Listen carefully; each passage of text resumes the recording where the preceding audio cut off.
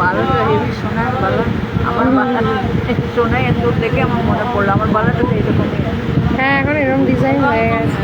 আমার একটাই আছে, কোথায় রেখেছি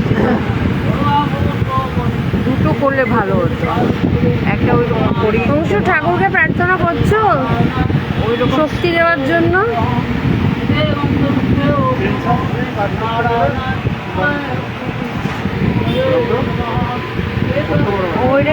ওর একটা পেয়ার করে নিতে হবে, আমার একটাই আছে তো, দুটো থাকলে ভালো।